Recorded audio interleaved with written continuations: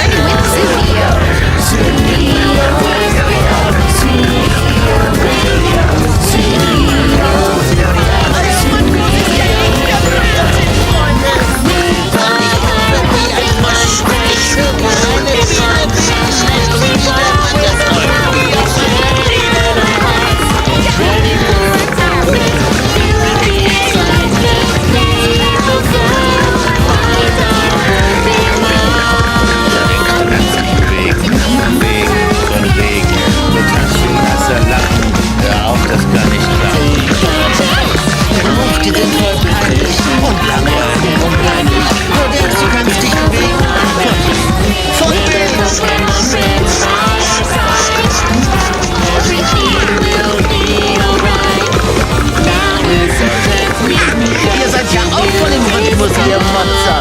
Bewegt mich auch bewegen. Ja eben.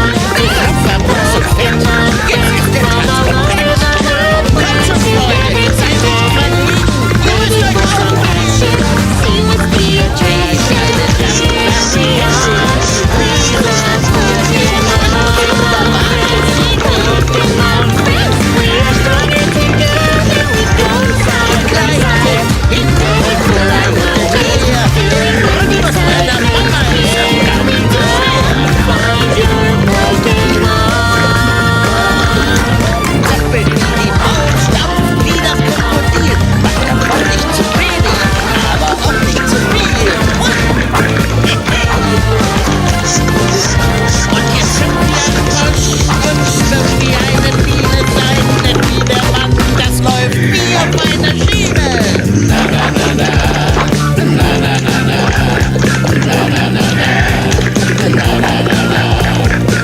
Und zu guter Letzt flattert hier die Motzer.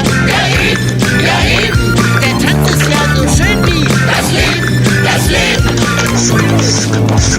Ich tu das nicht aus Notwehr, ich schaff dem Tanz ein Brot her. Ich tanze hier zwar gerade, aber bitte Marmelade. Ich tanze, als wenn's mich gar nicht jucken kann, dazu noch Honig spucken. Sieh her, da ist es schon, aber natürlich mein Sohn.